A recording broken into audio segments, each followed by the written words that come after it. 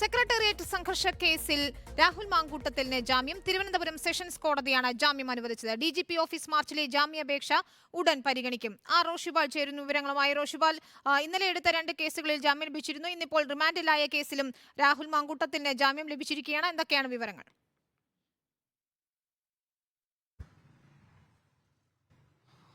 വിനീത, അല്പം മുമ്പാണ് ജില്ലാ സെഷൻസ് കോടതി യൂത്ത് കോൺഗ്രസ് സംസ്ഥാന അധ്യക്ഷൻ രാഹുൽ മാങ്കൂട്ടത്തിന് ജാമ്യം അനുവദിച്ചിരിക്കുന്നത്. കഴിഞ്ഞ 9-നായിരുന്നു അടൂരിലെ വീട്ടിൽ നിന്നും രാഹുൽ മാങ്കൂട്ടത്തിനെ തിരുവനന്തപുരം കന്റോൺമെന്റ് പോലീസ് അറസ്റ്റ് ചെയ്തത്. യൂത്ത് കോൺഗ്രസിന്റെ സെക്രട്ടേറിയറ്റ് മാർച്ചിലെ സംഘർഷവുമായി ബന്ധപ്പെട്ട കേസിലാണ് രാഹുലിനെ അറസ്റ്റ് ചെയ്തത്. പിന്നീട് കോടതി രാഹുലിനെ 22 വരെ റിമാൻഡ് ചെയ്തിരുന്നു. ആരോഗ്യ പ്രശ്നങ്ങൾ ഉൾപ്പെടെ ചൂണ്ടിക്കാണിച്ച് മെഡിക്കൽ റിപ്പോർട്ട് കോടതിയിൽ ഹാജരാക്കിയെങ്കിലും ജാമ്യം ലഭിച്ചിരുന്നില്ല. പ്രോസിക്യൂഷൻ രാഹുലിന്റെ ജാമ്യാപേക്ഷയെ ശക്തമായി എതിർക്കുകയായിരുന്നു.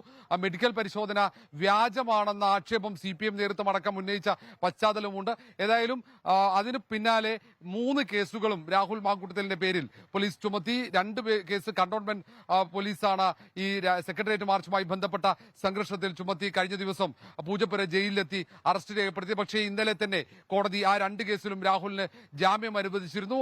അതിന് പിന്നാലെയാണ് ഇന്ന് 22 വരെ രാഹുലിനെ റിമാൻഡ് ചെയ്ത കേസിലും പ്രധാനപ്പെട്ട കേസിലും രാഹുലിന് ജാമ്യം ലഭിച്ചിരിക്കുന്നത്. ഇനി പോലീസ് ആസ്ഥാനത്തേക്ക് കോൺഗ്രസ് നടത്തിയ മാർച്ചിലെ സംഘർഷവുമായി ബന്ധപ്പെട്ട കേസിൽ മാത്രമാണ് ഇപ്പോൾ ജാമ്യാപേക്ഷയിൽ കോടതി വിധി പറയാനുള്ളത്. ആ കേസിൽ കൂടി രാഹുലിന് ജാമ്യം ലഭിച്ചാൽ രാഹുലിന് ഇന്ന് തന്നെ ജയിൽ മോചിതനാകാൻ കഴിയും എന്നതാണ് പ്രത്യേകത. ഏതായാലും ഒരാഴ്ച കാലത്തെ ജയിൽവാസത്തിന് ഇന്ന് അവസാനമാകും. രാഹുൽ മാങ്കൂട്ടത്തിന് യൂത്ത് കോൺഗ്രസിന്റെ സംസ്ഥാന അധ്യക്ഷത്തിന് ഇന്ന് ജയിൽ ആകാൻ കഴിയും എന്നാണ് നമുക്ക് ഒടുവിൽ അറിയാൻ കഴിയുന്നത്. ഏതായാലും ഏറ്റവും പ്രധാനപ്പെട്ട കേസായി പോലീസ് ഉയർത്തിക്കാണിച്ചത് ഈ പൊതുമുതൽ നശിപ്പിച്ച കുറ്റം ഉൾപ്പെടെ ചുമത്തി, കലാപാഹ്വാനം ഉൾപ്പെടെയുള്ള കുറ്റങ്ങൾ ചുമത്തി രാഹുലിനെതിരെ കേസെടുത്ത് രാഹുലിനെ വീട്ടിൽ നിന്നും അറസ്റ്റ് ചെയ്ത് കോടതിയിൽ ഹാജരാക്കിയത് ഈ സെക്രട്ടേറിയറ്റ് മാർച്ചുമായ സംഘർഷ കേസിലായിരുന്നു. ആ പ്രധാനപ്പെട്ട കേസിലാണ് ഇപ്പോൾ ജില്ലാ സെഷൻസ് കോടതി, തിരുവനന്തപുരം ജില്ലാ പ്രിൻസിപ്പൽ സെഷൻസ് കോടതി ജാമ്യം അനുവദിച്ചിരിക്കുന്നത്. രാവിലെ ജാമ്യാപേക്ഷയിൽ പ്രോസിക്യൂഷൻ ശക്തമായി എതിർത്തിരുന്നു. ഈ കലാപം, ഈ സംഘർഷവുമായി ബന്ധപ്പെട്ട രാഹുലാണ് ഇതിന് നേതൃത്വം നൽകിയത്. രാഹുലിന്റെ ജാമ്യം നൽകുന്നത് ഈ കേസിലെ മറ്റു പ്രതികളെ അറസ്റ്റ് ചെയ്യുന്നതിന് തടസ്സമാകുമെന്നടക്കമുള്ള തടസ്സവാദങ്ങളായിരുന്നു പ്രോസിക്യൂഷൻ ഉന്നയിച്ചത്.